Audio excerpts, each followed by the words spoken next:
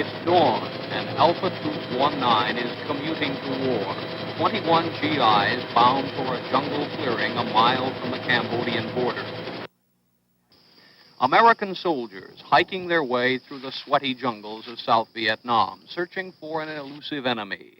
The temperature is almost 100 degrees, and the jungle stifles even the tiniest breeze.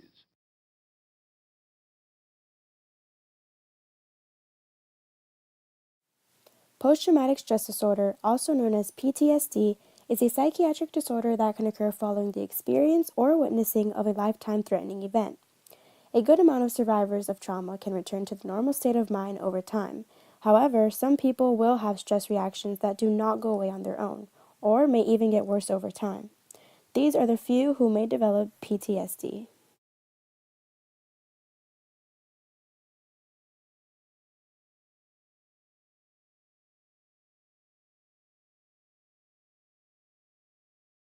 Now you may be wondering, what is a traumatic event, or what could be considered one? A traumatic event is an experience that causes physical, emotional, psychological distress or harm. It's an event that is perceived and experienced as a threat to one's safety or to the stability of one's world. These events can vary anywhere from military combat, natural disasters, serious accidents, or physical or sexual assault in the adulthood or childhood.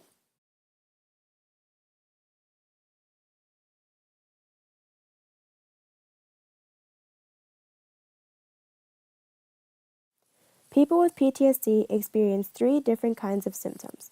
The first set involves reliving the trauma in some way, such as becoming upset when confronted with a traumatic reminder, or thinking about the trauma when you're trying to do something else. The second set of symptoms involves either staying away from places or people that remind you of the trauma, isolating from other people, or feeling numb. The third set includes things such as feeling off guard, irritable, or startling easily.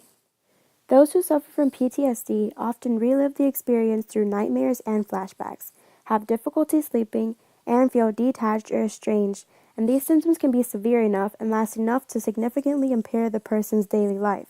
DeValle is the lone medic in the platoon. He's scared from the moment he gets out of the chopper to the moment it picks him up. Scared that someday he's going to get killed picking up a wounded buddy. Jorgensen just became a sergeant, but he doesn't like it. He'd rather be up walking point, where the action is. He's already got 3 Purple Hearts, so everybody calls him Hero. Then there's Lieutenant Hughley. Everybody calls him Blue. That's his radio call. Blue didn't want to come to Vietnam, and he'd much rather be a businessman than a soldier. But right now, he's in charge of the lives of 21 men. Somewhere in this jungle, there's several hundred North Vietnamese soldiers who could wipe out this little American unit to the last man in an unguarded moment. About 30% of the men and women who have spent time in war zones experience PTSD. An additional 20 to 25% have had partial PTSD at some point in their lives.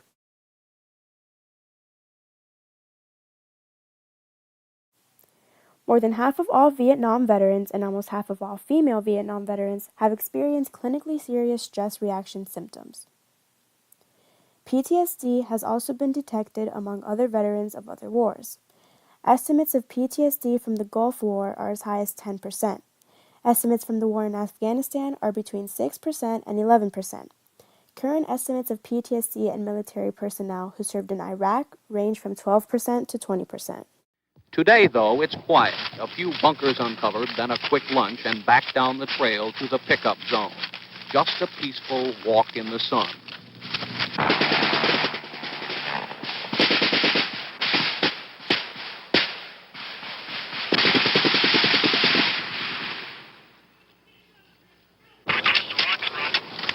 Okay. Okay, would you roll in a 270 from the smoke, approximately 100 meters away from it. I'll adjust you from there. All right, what's one then? All right, give me some cover.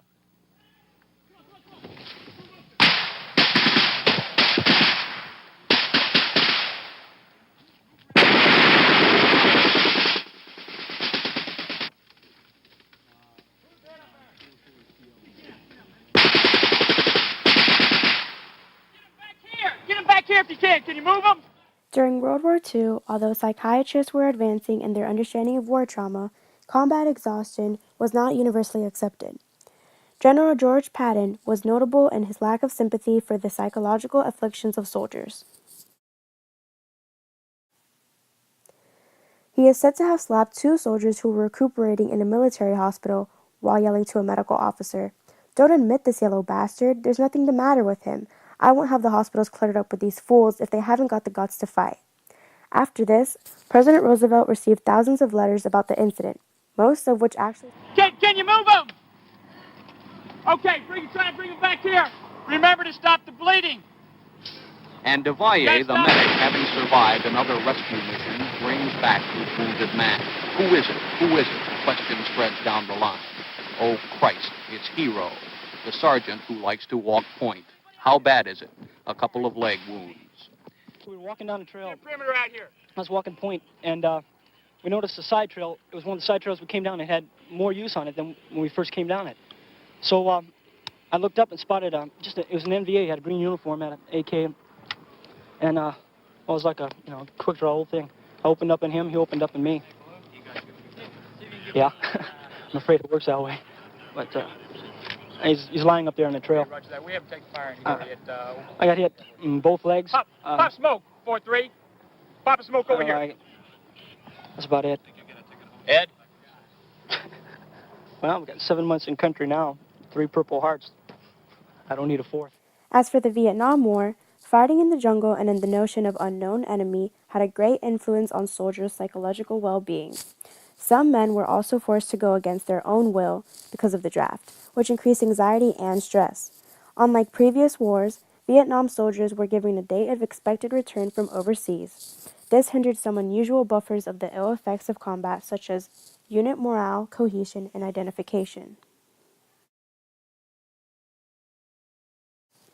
The policy for receiving treatment and compensation for PTSD for soldiers in the military during this war was that if the soldier experienced symptoms 6 months after their return home, it was considered a transient situation disorder. This meant that it was a pre-existing condition which was not eligible for treatment by the United States government. Even though the soldiers who were victims of PTSD did not receive compensation from the government, PTSD did, as a clinical diagnostic, revolved into a more complex and real disorder. The enemy soldier who shot Jorgensen cannot be found. He may have survived or dragged himself off to die. Most of the time, you never really know. The problem now is to get Hero out of here. So Blue calls in the medevac helicopter and sets up a perimeter to protect it. Hero has stopped making brave jokes now. The shock has worn off and the pain has begun. The helicopter hovers over the jungle, and in the midst of the firefight, his buddies put Hero on the rescue chopper, and he's pulled up 100 feet.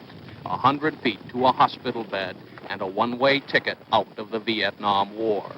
A recent study suggests commonly used first-line treatments in veterans may not work as well as medical experts once thought. The number of American veterans who suffer from PTSD continue to be a serious national public health problem. Recent data shows that more than 200,000 Vietnam veterans still have this condition. As we as a country continue to enter war, following these events, numbers will inevitably climb. As Time previously reported, PTSD diagnosis among deployed troops grew by 400% from 2004 to 2012.